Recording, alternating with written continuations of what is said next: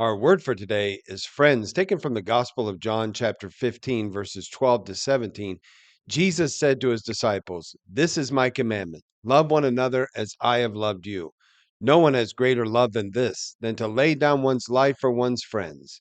You are my friends if you do what I command you."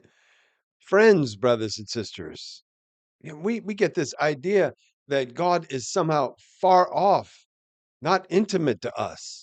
Jesus is changing that whole dialogue. He's saying to us, I am not only close to you, I count you as a friend.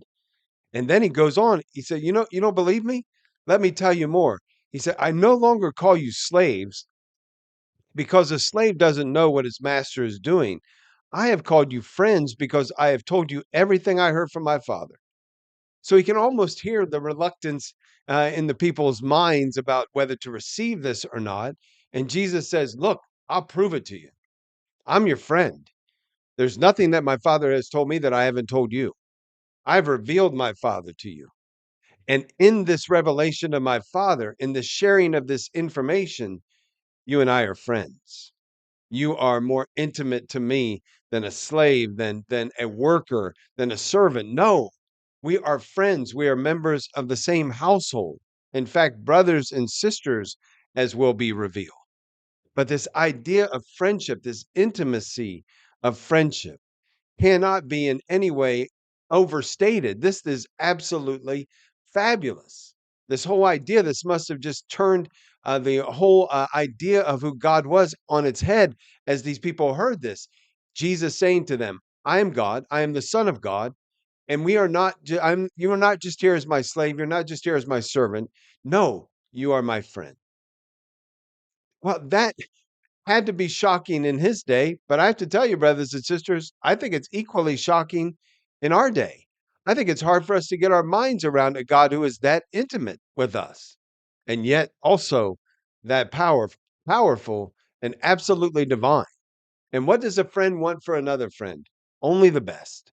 Jesus, in his friendship for us, calls us up to himself, calls us to a higher place that we might be where he is. In fact, we found out, we heard earlier in our readings from this week that he has gone to prepare a place for us so that where he is, we may also be.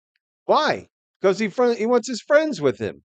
And we, as his friends, want to be there with him and to listen to him, to hear what he would have us do while we are here preparing to go to him, while at the same time he is preparing to receive us. Yes, I have gone ahead to prepare a place for you. We go on in the Gospel of John, chapter 15.